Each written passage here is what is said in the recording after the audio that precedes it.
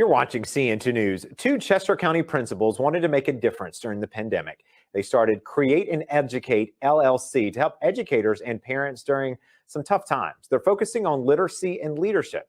CN2's R.E.A.L.L. Jackson has more on how they're helping the community.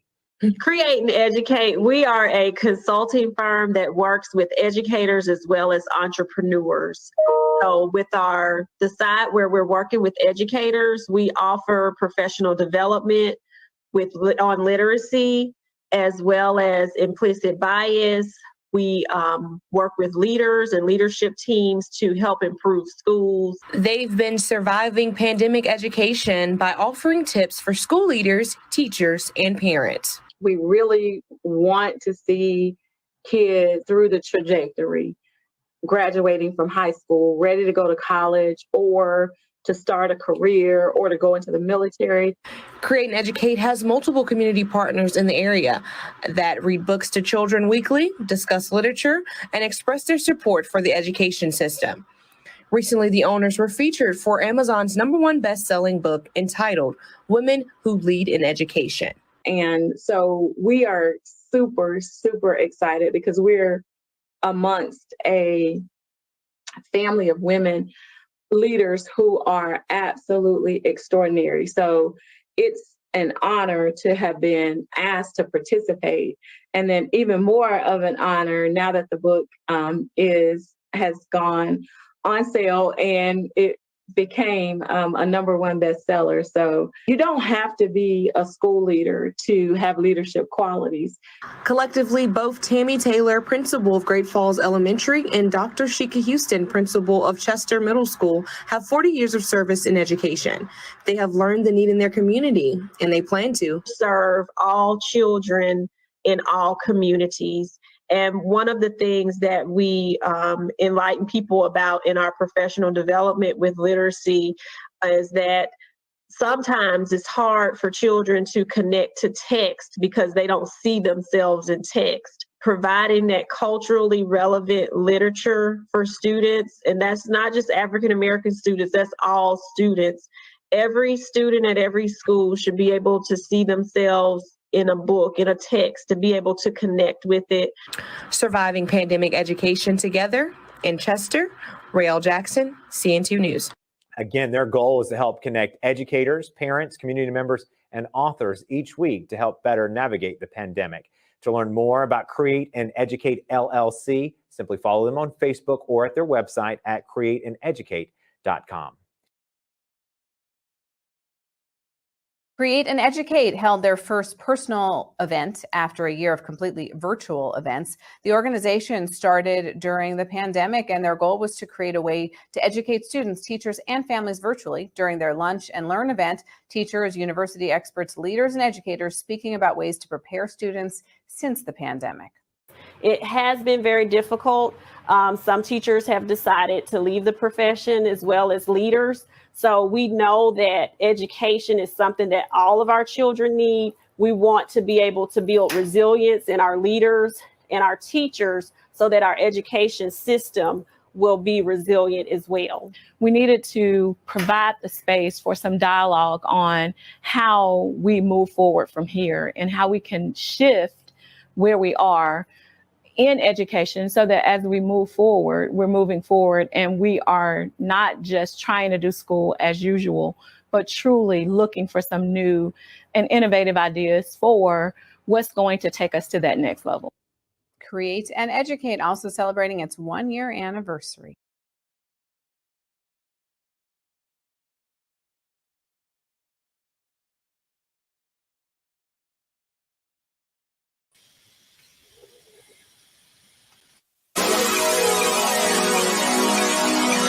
Join Sheikah and Tammy on the collaborative. Let's go! The collaborative. 1, 2, 1, 2. The collaborative. What's that time? On Facebook Tuesday at 7. The collaborative. The collaborative. Who we have? We have our leaders. We have our teachers and our parents. We have our authors. Story time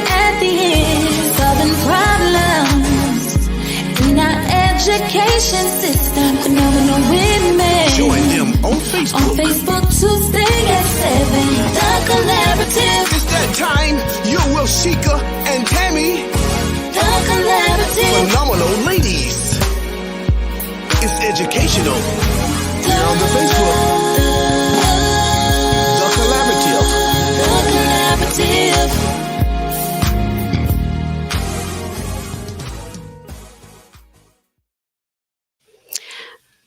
Great evening, everyone. Welcome to the Collaborative. How are you, Tammy? I'm good, Sheikah. Hi, everybody. Happy Tuesday. Yes. How has your week been going? Busy. So far, so good, though. Good. How about yours? Same, busy. We did a lot of different things with some students today, like mock interview. So I enjoyed being with them and being able to give them some feedback and just kind of help build them up a little bit. So they really did a great job. I was proud of them. That's awesome. And we celebrated a birthday this week. We did. Our oldest turned 11. So we actually have been celebrating, I think, since Friday. Of course. We started off with the Mexican restaurant, and then we went to the melting pot, and she's still out celebrating some more with It's grandma. a national holiday, honey. Yes. Yes, I think we probably go a little bit overboard because her birthday is in December. So she can't do like some of the other things we do in the youngest child's birthday in August with the pool party. So Yes. we might overdo it just a little bit. No, I think it's awesome. Happy birthday, Liz. Yes. But if you all would place in the comments if you are a teacher, parent, community member, an author, or educator, we just like to know who is with us. And also, we like to bring our collaborators together to solve problems once a month. So we're always here with you at the first of each month because we definitely are better together and definitely would like to be that in the name of helping our children and solving problems in education. That's right. So we are very happy to have our guest with us this evening, Miss Latrese Younger. She is going to share how she is keeping it real in her organization, which is a nonprofit, Black Women Education Leaders Incorporated. And of course, this is an educational show. We normally start off with on this day in history. So let me pull up the banner for that. I don't know what's going on. Oh, I know. I'm pressing the wrong side. That's what it is. So on this day in history, the first African American to own and operate a radio station in America was born. Jesse B. Blayton Sr. He was born on December 6, 1897. And I definitely think that's something that's important because as representation was able to be had for our population of people, that's how you're able to change the narrative sometimes and make sure awareness is there. So that's one of the things I love about platforms like this one and then other ones that are out there. Sometimes with so much bias in the media and then how we are portrayed, sometimes being able to have a better control of that narrative, I think, makes things a lot better for us. Good evening, Mr. Rashford. Thank you for joining us. Mr. Rashford. Yes. And if you tune in to Higher Definition Radio, Mr. Ratchford is obsessed with ushers wearing the traditional white shoes. And Dr. Taylor is a first lady, Mr. Ratchford. So nobody at her church wears those white shoes. And I haven't been there, but I'm sure she could confirm that. I think that she gets very inappropriate.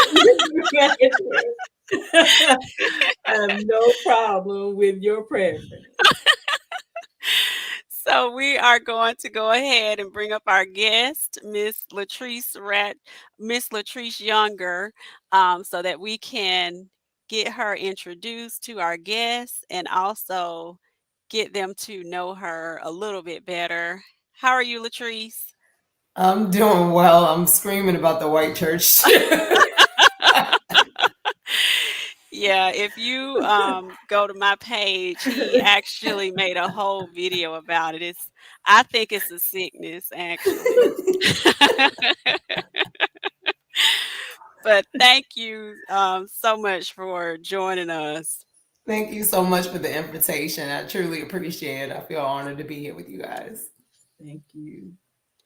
We're so excited to have you, really. We are. And Tammy, in her dissertation, I don't even know if you're aware, but there is a section in her dissertation that talks about your organization. About you, girl. I have not even gotten to it. Look, Dr. Tammy, I put you down as a source to cite because I told Dr. Shika behind the scenes that I'm working on my dissertation. And I'm like, oh, I could use this information. And you're talking a lot about, Lord have mercy, I'm trying to recall what you put explicitly. I think you were talking about the number of people of color who are presently in leadership. I think it was roughly maybe like 22%, which is so minimal, right? But it's not even specific as to how many of those leaders are Black women. And so that's, I thought that was essential. So I intend to definitely dig deeper because I want to cite Black women. I need to make sure that we are fully represented in my dissertation. I can look at all these other wonderful theorists all day long, but if I'm going to talk about Black women in my study, I'd like to be sure to be citing Black women. So thank you so much for the awesome work you've done already to sort of pave the way. Thank you. And when you see yourself, just pat yourself on the back because you were an inspiration. Thank you. That's awesome.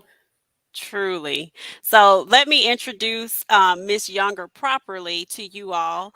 Miss Latrese D. Younger has over 15 years of education experience across several different school districts. She began her journey as an English language arts teacher in Dinwiddie County, Virginia, which she credits with firming her foundation in education excellence.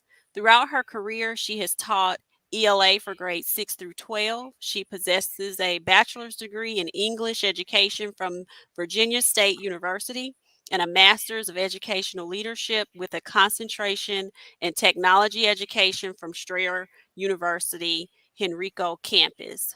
Currently, she is pursuing her doctoral degree from Virginia Tech University, and she is the content curator for and founder of the nonprofit Black Women Education Leaders Incorporated, or known as BWEL. A lot of times you will see your social media postings, which we are very proud that we collaborate on sharing lots of our work together. So thank you for sharing our content, and we share as well. So thank you. Absolutely.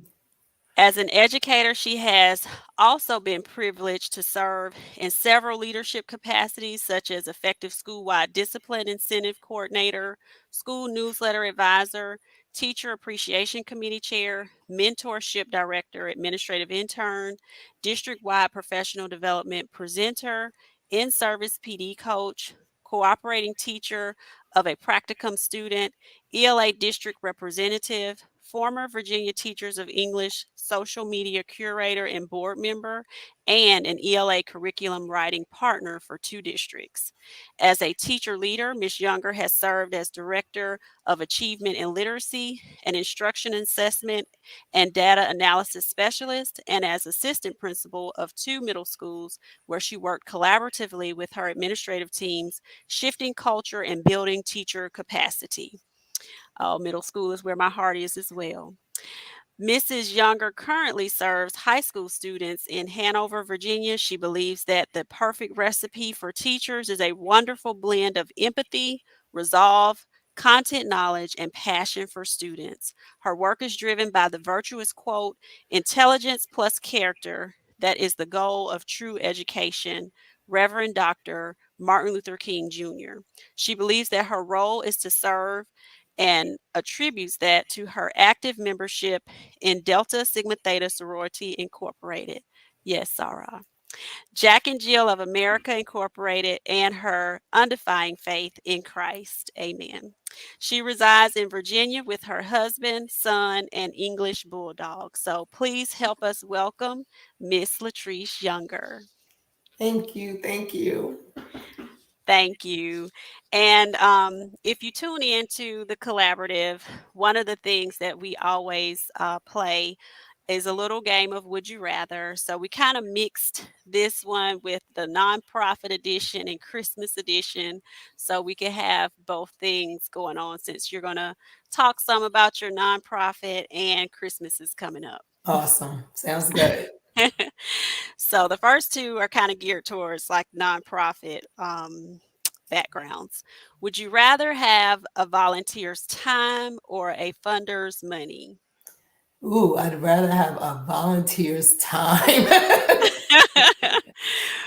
Money doesn't get you far if you don't have anyone to do the work. So I'd rather have the workers doing the work. That's a very good point. And would you rather spend $5,000 to raise $50,000 from current donors, or $25,000 to raise $50,000 from new donors? I'd say I'd like to stick with my current donors because these are my loyal people. Right. And so I want to maintain that level of loyalty and trust and camaraderie. So definitely the former. All right. I like that. And would you rather, now we're getting into the holidays, would you rather spend the holidays with your family or with 3 celebrities of your choice? Definitely with my family. Definitely. No one gets my humor like my family. No one appreciates you like family. So that's right. I agree. Nothing like family. It's not. And would you rather be a kid or a grandparent during the holidays? Oh my God, I'd much rather be a grandparent. Because I think there's such a wonderful joy in giving, and it's so sad that I'm just beginning to experience that as an adult. When I was younger, oh God, I'm the oldest of 3 girls, and so I hated to give because I always had to give. I had to give everything because I was the eldest. And now I'm at a place as an adult. I know the joy, the absolute joy and peace in giving and seeing someone's face light up and just being so enthusiastic and excited for them. So definitely be a grandparent all day long. I agree with you. I think that grandparents definitely have the most fun when it comes to children. So I agree. Well, thank you. We hope that this allowed our viewers to get just a little bit different side of you. And I think Dana's put loyalty always wins. She's talking about the answer to your question. Yes, it does. Agrees as well.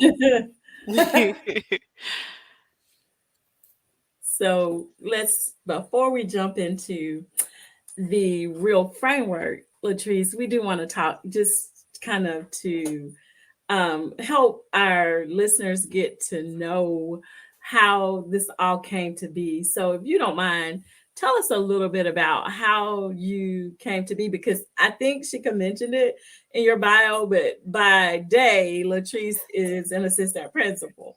So tell us about how your trajectory to the assistant principalship looked, and just a little bit about your background. Sure, absolutely. So I know it was mentioned already, but I am 100% an ELA teacher for life. I've taught all grades 6 through 12 for English language arts with students who range from students with disabilities to students who were accelerated learners to students who were absolutely gifted. And I feel very blessed to have had such a wide range because I've learned so much about students and their capacity and willingness to learn. And what it takes to sort of motivate different styles of learners and different student populations. And I taught for about 6 or 7 years roughly before becoming a literacy coach with an organization called Catapult Learning. And That experience changed me a lot. I've been on a couple of podcasts, and I always tell the same sad story that I was a horrible leader because for some strange reason, I thought it was okay to just tell people, to dictate to people what they needed to do, and people would get right to it. And that was so ineffective and so much of a waste of my time for the entire semester that I had to work with those awesome teachers down in Petersburg. I apologize to them profusely every chance I get because I just didn't know what I didn't know. Right. I thought that, I was such a great teacher. I know all the answers. And so if they just listen to me, we'll get somewhere. But I hadn't taken the time to really learn much about what it means to be a coach. You do have to build relationship with people before you can build capacity.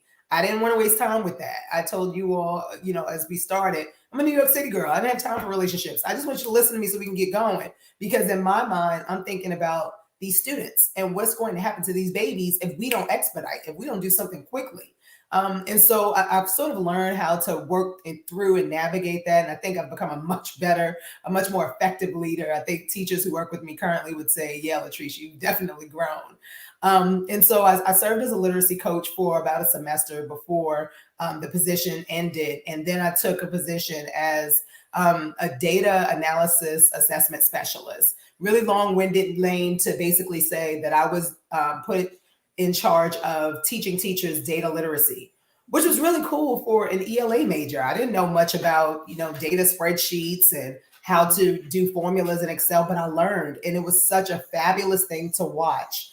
All of the things that I was learning as a data analyst be applied to classroom practice to actually make changes and have impact on kids.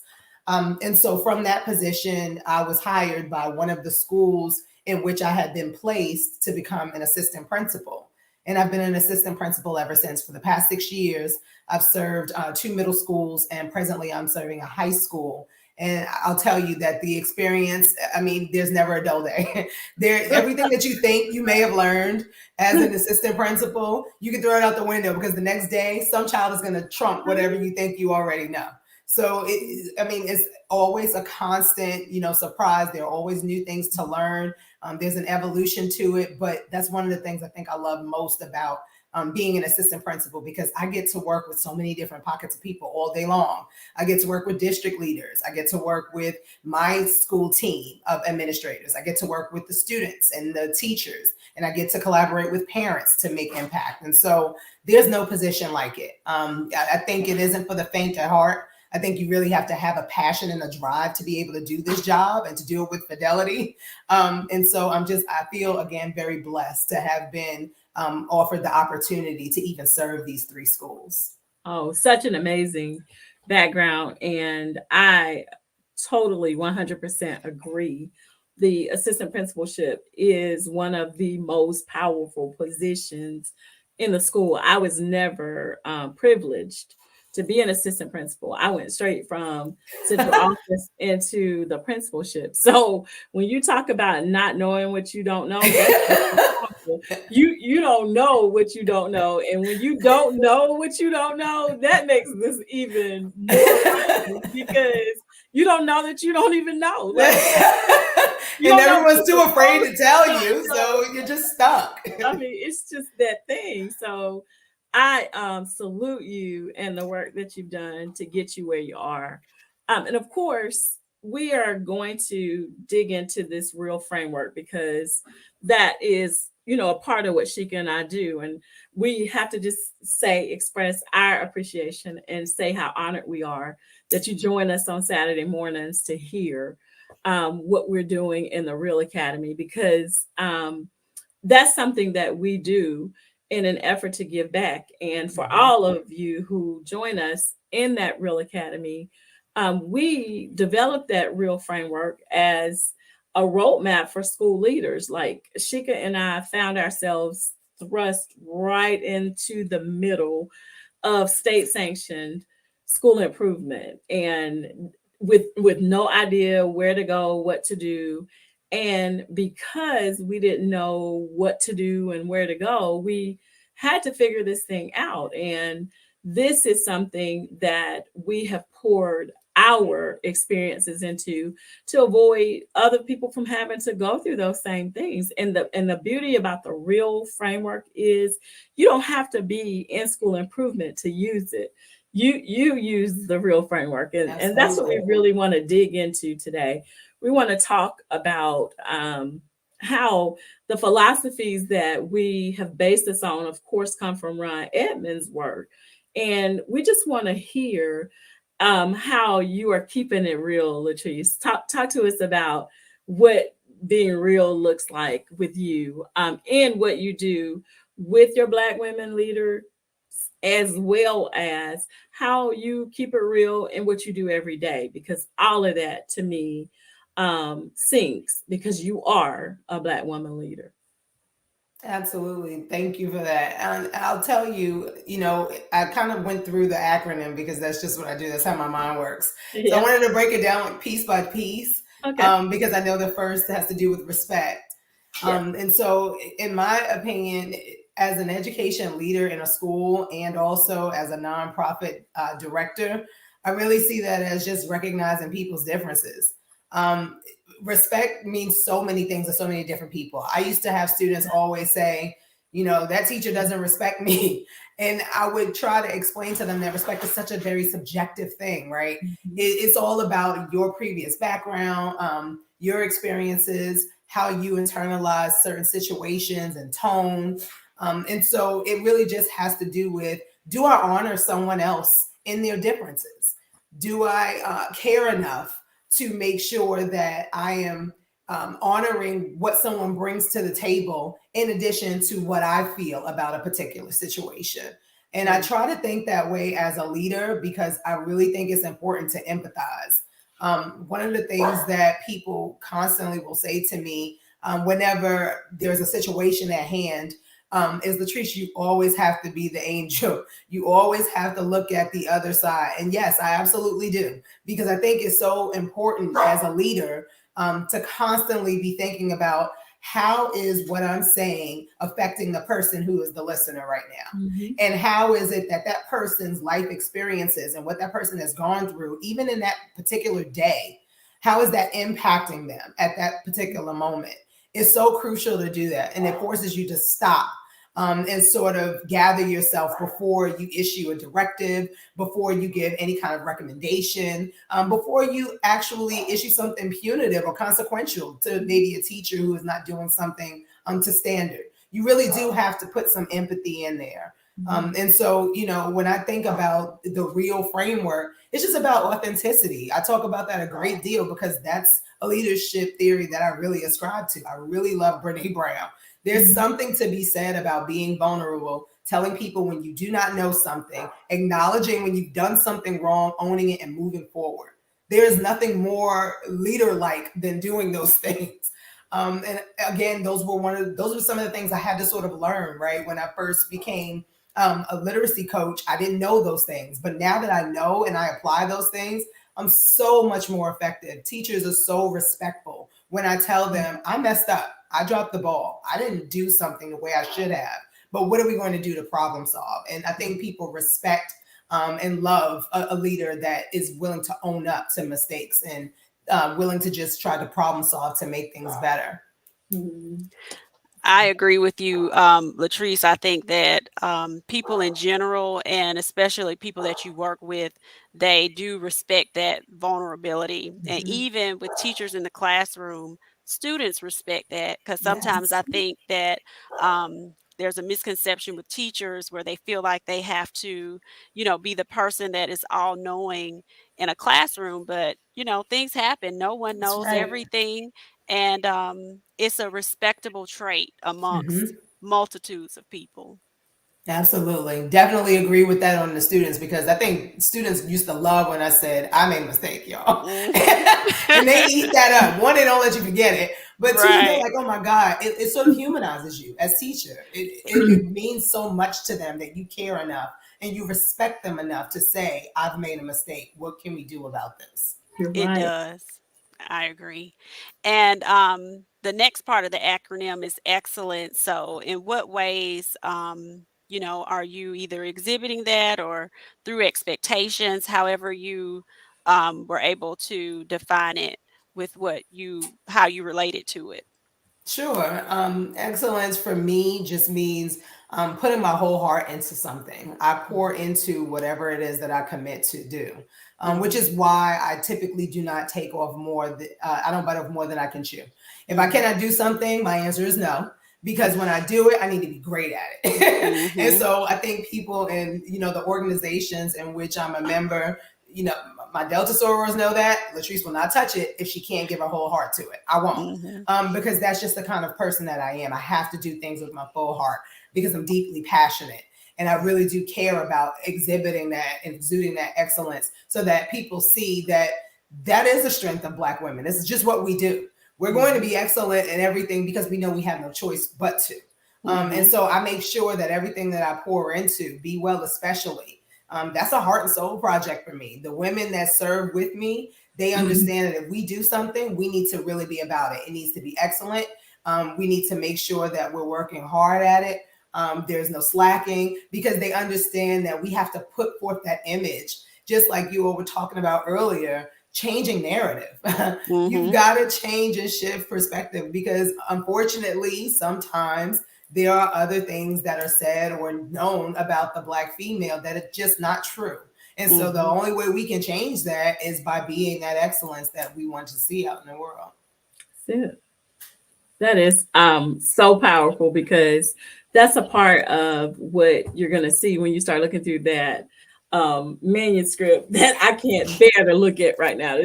I can't even look in the direction of that piece of work right now. But one of those things that really stands out that is a part of the natural progression of the Black woman in leadership is that true authenticity that you spoke about before, because that's what takes us to our excellence. Like, what excellence looks like for me might seem excessive to someone else, but I have to be who I have to be for a lot of reasons. That's and right. You can relate to where I'm coming from. I can't afford to miss a step. So I have to be on point. So I do admire the fact that that is what you strive for, and that authenticity will carry you, I promise, to that next level. But talk to us about accountability and how inspecting what you expect is a part of who you are as a leader in all capacities. Dr. Tammy, you stole my quote. That's what I wanted to say, that you inspect what you expect. Because that's what I was told. One of my professors told me that. I see Dr. Tamara Wilkinson Diaz. She's my soror and B.WEL member. She's saying so true. We were told that when we were a part of a program called Recently Appointed Administrators through Virginia Tech a couple of years, right before COVID hit. And one of the things that the professors just kept imploring was, you need to inspect what you expect. If you don't, you're going to get the results you deserve. And that stayed with me. So I monitor everything. And I know it drives people crazy, but whenever people ask me about data, I have an answer for you. Whenever people ask me what is going on with your team or what's going on with your teachers, I have an answer for you because we owe that to our kids. We owe that to our families. We owe that to our communities that we're serving.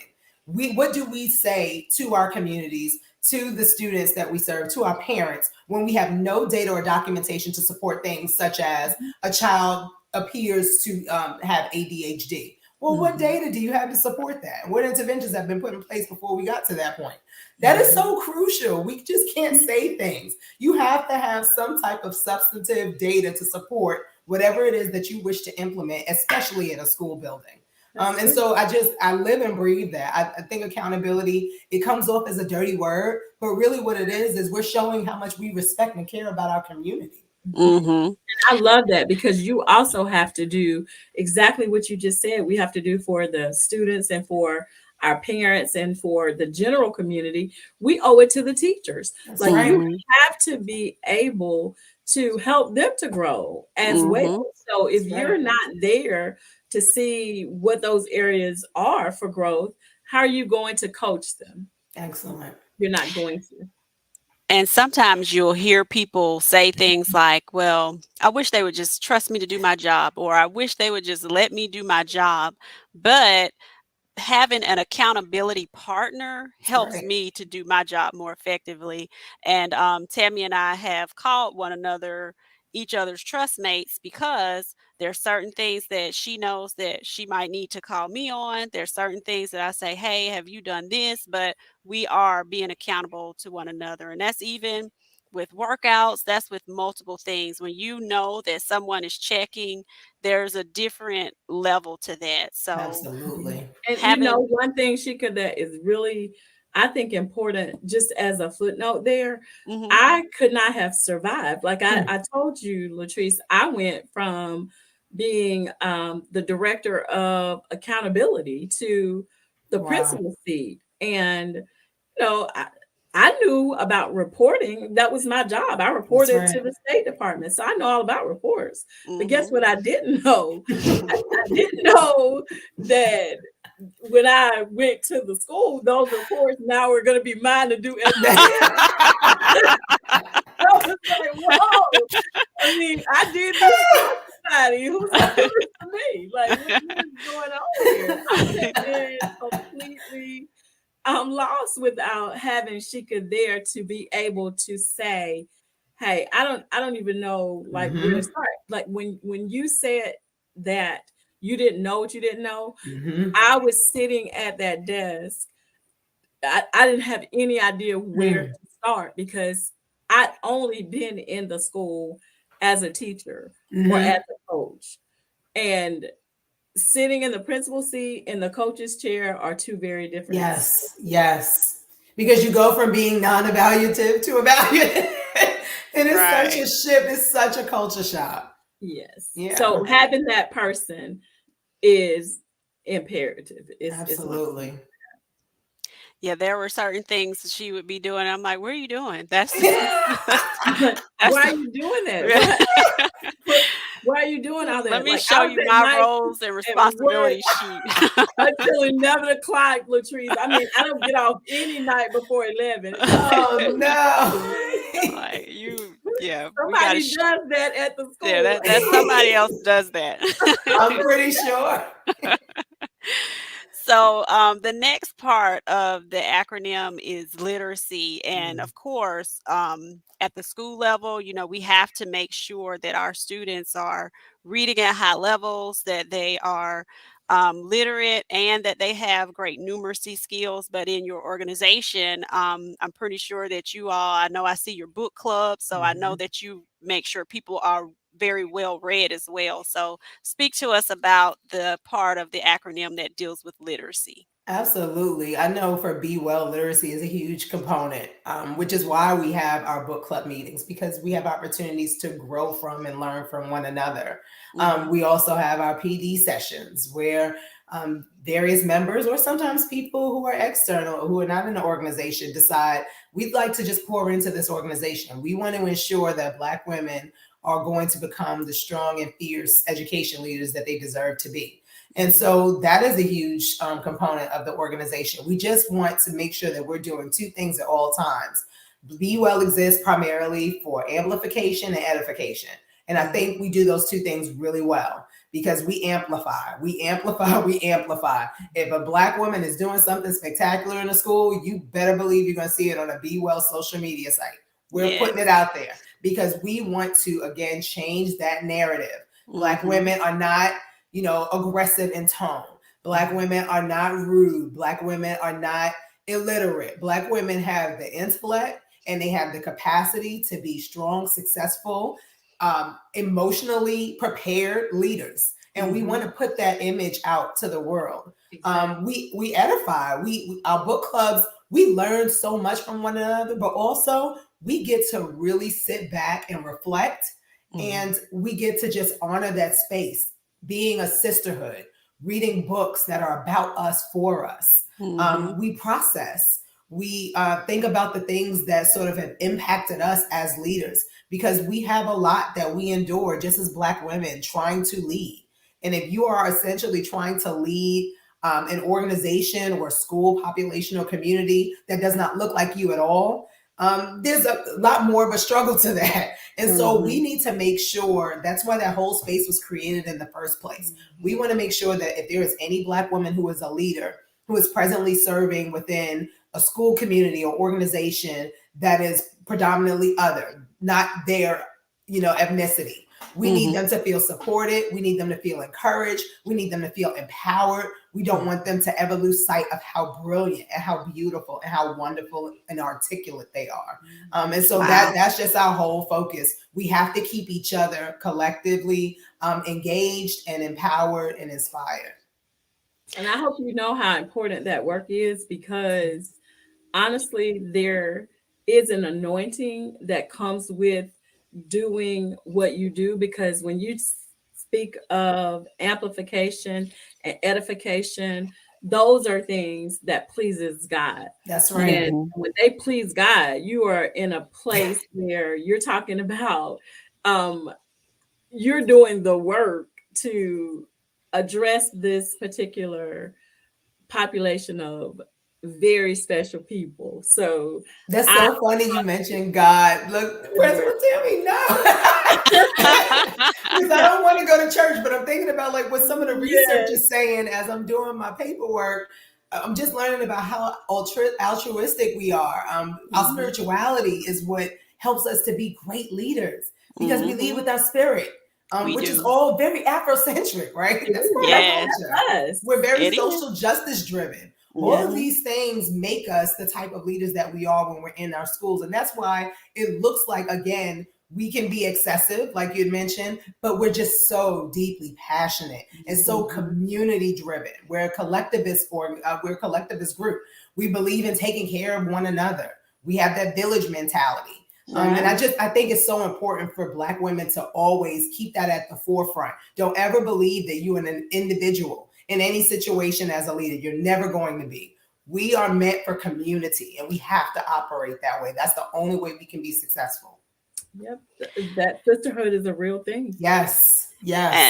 And I love the way that you model it, because you're right. If there's something great that a Black woman is doing, you're in Virginia, and the principal of the year in South Carolina was just on your page. So I love that about you all's organization. You all really do celebrate, and you model what us celebrating one another looks like. Because when we work in places where sometimes it's the cultures are counter to what our true beliefs are and what truly is in our hearts, and things that are based in us spiritually, sometimes it can shift people to think that they have to adapt to that culture. But I think it's great that you show people that authenticity can be there, and we can still be together. We can be collaborative. We don't have to fit into those square, things, and we're circles. So, we can be ourselves. So I love that. And we define ourselves. That's another part of who we are. That's the beauty of being a Black woman. Absolutely. I define me. Like, you cannot define who I am. I define who I am and who I allow you to reference me as. So again, all very spiritually based. Powerfully impactful. Dr. Latanya Sibley, the president of BWEL, always says, when you know who you are, you know who you are not. You don't let anybody tell you otherwise. Amen. And I say a lot whose you are as well. That's it. Yes. Exactly. So listen, the last part of this, of course, is leadership. And we want to give you just this space to be able to speak to your vision, your mission, and the systems that you have in place to maintain these things. Absolutely.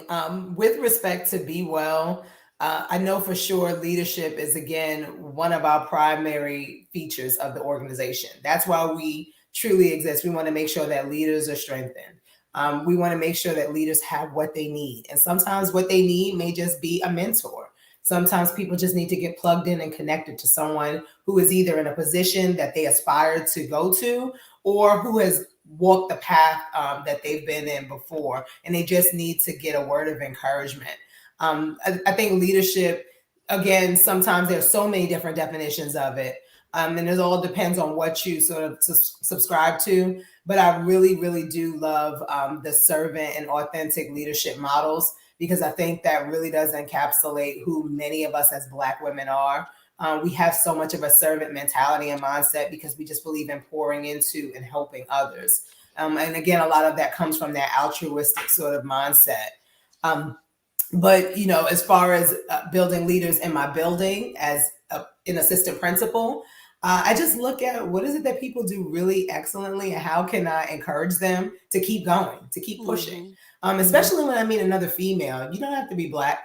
If I meet another female that has those strong attributes that demonstrate that they're going to be quality and exceptional leaders, I pour into them. I give them books to read. I'm pulling you to talk to me after school. We're having sidebar conversations because I want women to feel, again, empowered. I want them to be encouraged. Leadership can be such a male-dominated field, and I need us to know that there is a space and place for us at all times. Absolutely. Definitely. And if you had to, there's several people that's going to tune in later and people tuning in now. If you could give an overview of, like, why should someone, you know, try to join B.WEL or be a part of the organization, and what are the benefits? And then we're going to have you put in the private chat a link if anyone would like to join and be interested in getting more information.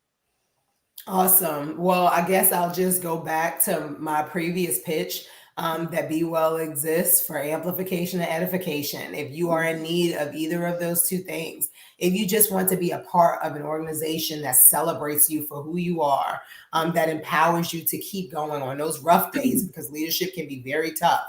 B.WEL is definitely the organization for you, with a particularity for the Black female and the Black female experience, because we as Black female leaders know that is very unique. There is no pathway like ours, because you're dealing with that sort of double entendre of being Black, being minority in that respect, and also being female.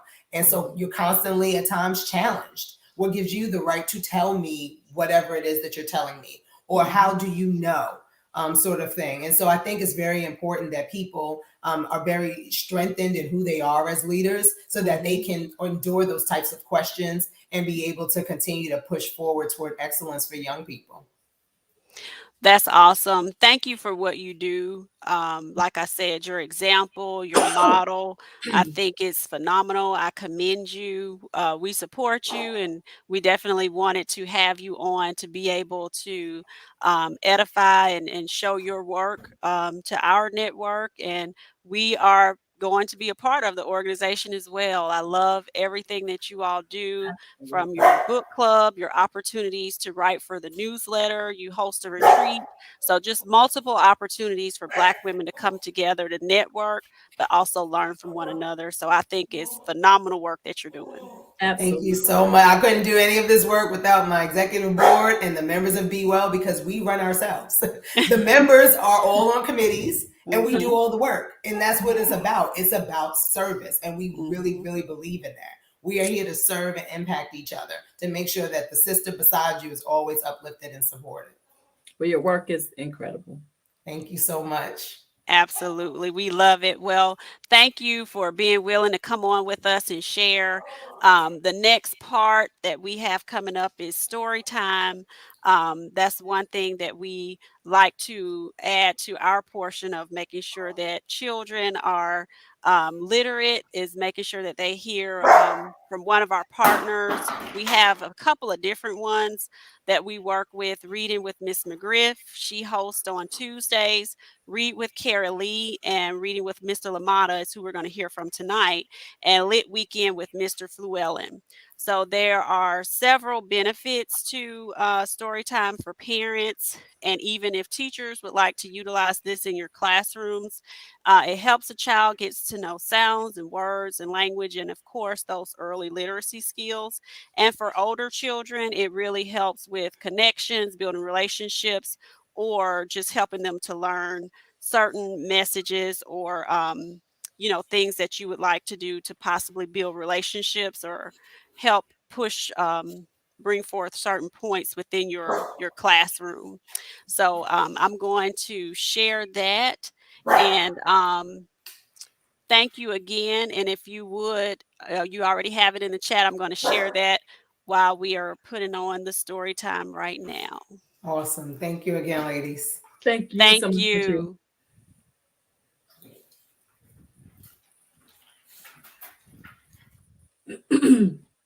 All right. So this is the story from Read with Mr. Lamata.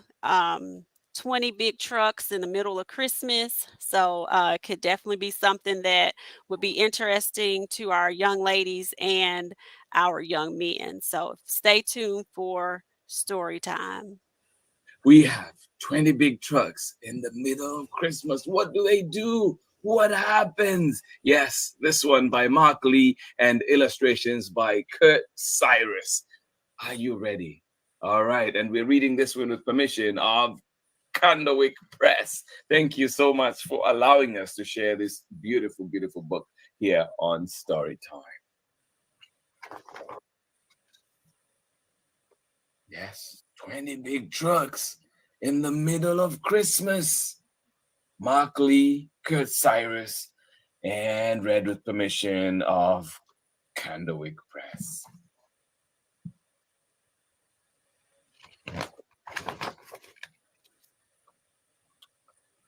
One donut truck on a cold winter day drives into town and parks and stays. Wow, a donut truck. I want a donut right now. One donut truck on a cold winter day drives into town and parks and stays. Oh, wake up, everybody. The donut truck is in town. It's Christmas time, so don't be late. We watch and shiver as we wait. Snow in the mountains, ice on the roads. We will need big trucks to bring big loads. Oh, yes. And we'll need to be driving carefully, too. Oh, wow. Is a donut truck coming to your town?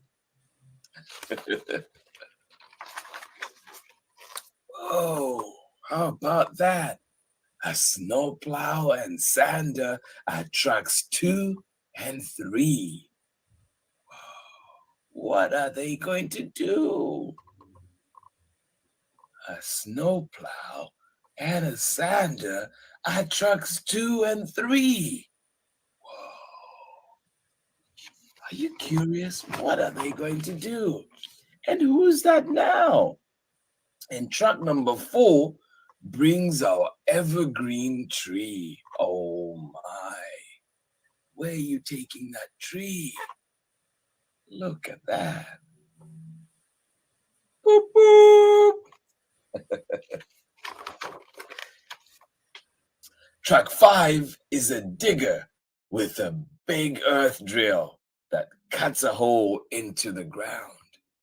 Whoa, look at that. Yeah. 6 is a crane that lifts our tree high and ever so carefully brings it down.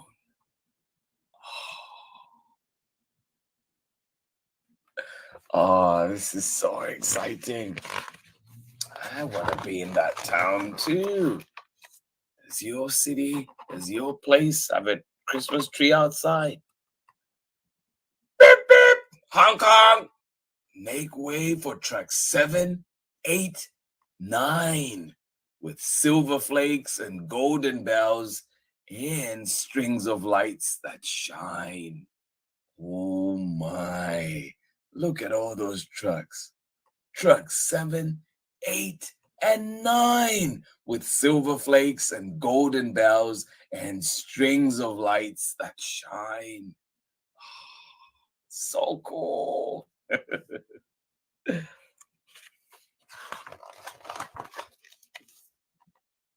Our Christmas tree is green and tall. String the lights. Just please don't fall. Be very careful, please. A hook and ladder, but there's no fire. Truck 10 helps them reach much higher. Oh, wow. Oh, yes, please be careful. Our Christmas tree is green and tall. String the lights. Just please don't fall. A hook and ladder, but there's no fire. Truck 10 helps them reach much, much higher. Oh, we count each truck and say their names. Boom truck 11 has a basket crane. Look at that. Wow. Have you seen a boom truck before? Oh, there we are. So many trucks doing the work. Which one's your favorite so far? A stake truck carries a holiday band, 3 elves, and a dancing snowman. Oh my.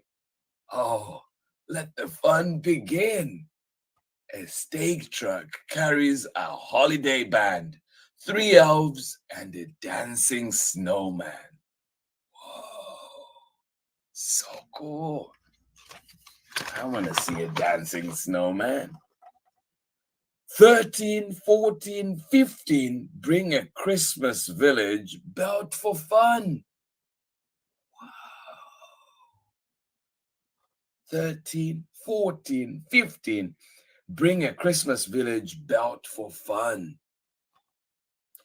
16 pulls a generator. Switch it on to make things run. Oh,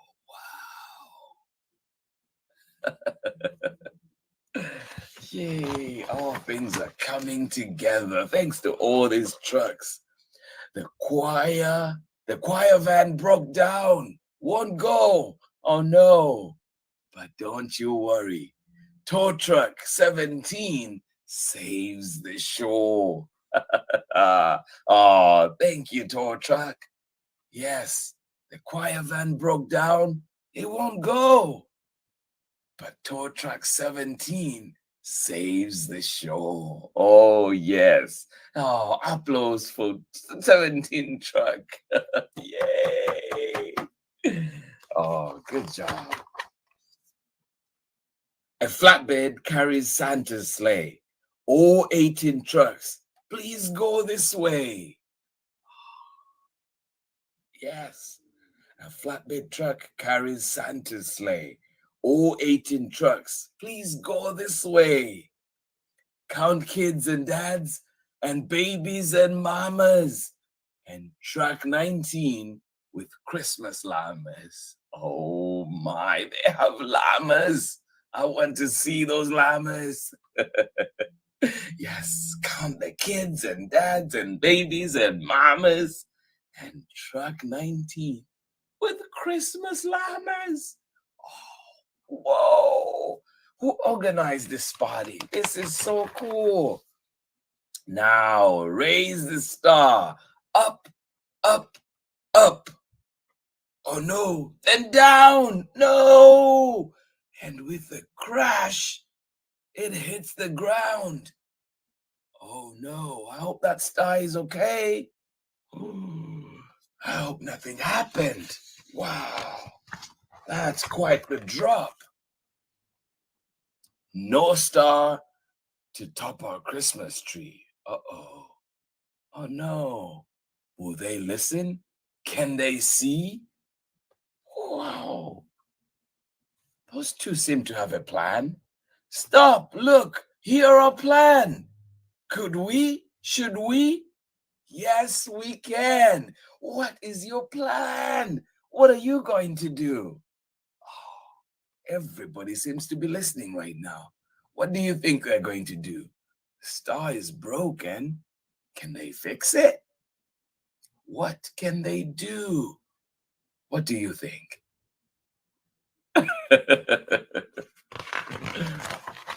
Oh, the donuts. The donut is wrapped with red and green lights. You said that? Yes, you guessed it. The donut is wrapped with red and green lights. The power clicks on and our tree glows bright. Yay! One last track, no time to pause. A pickup truck brings Santa Claus. Oh, yay! Welcome to the party, Santa. One last track, no time to pause. A pickup truck brings Santa Claus. Yay!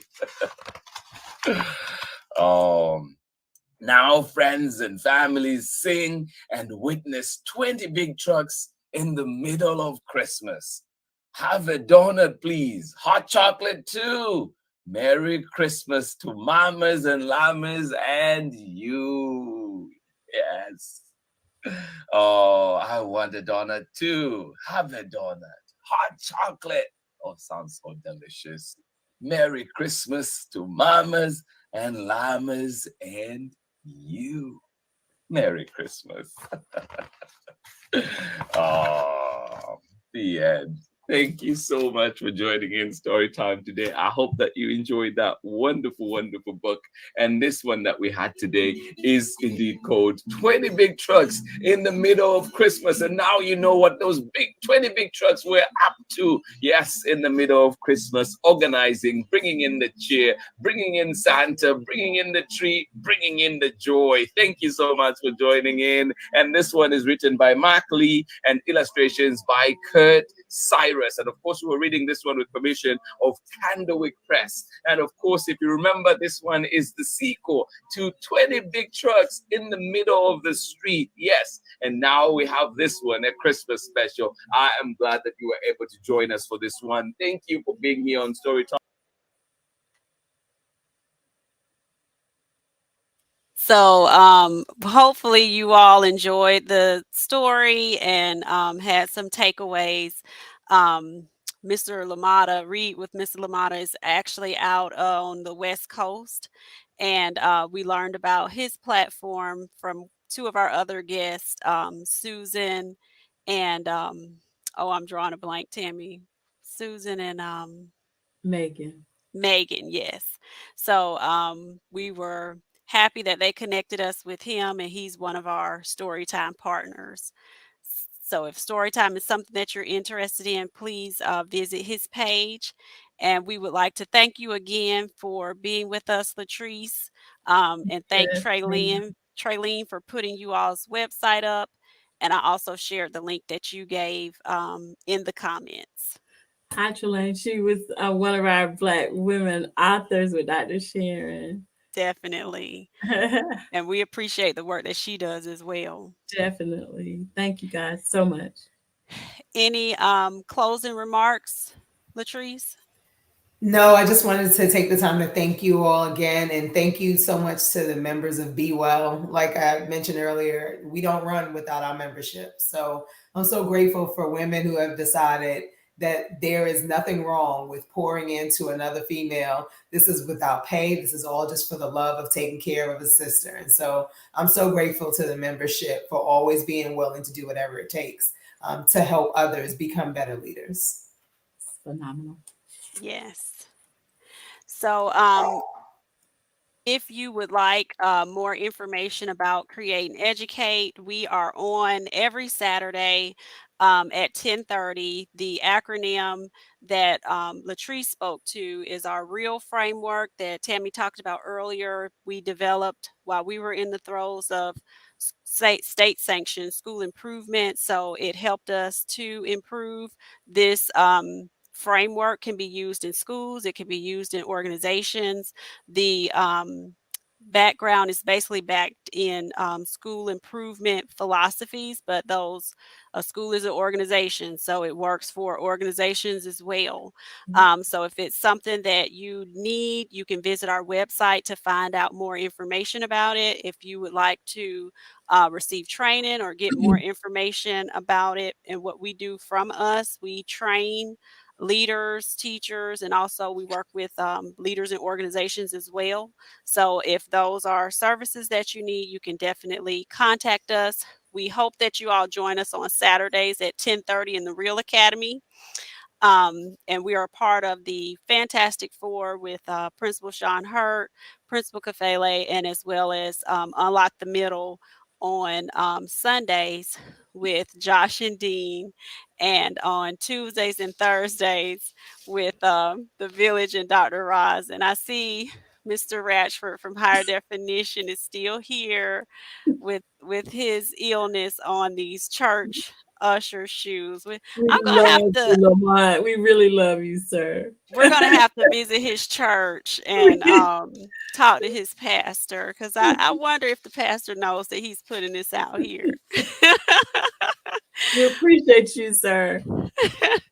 But yes, we do appreciate you tuning in, and thank you all for tuning in. We appreciate everyone, and we hope you all have a great rest of your week. Thank you. Yes, guys.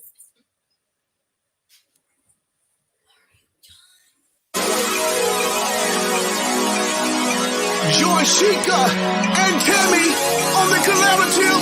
Let's go! The collaborative. 1, 2, 1, 2. The collaborative. What's that time? On Facebook Tuesday at 7.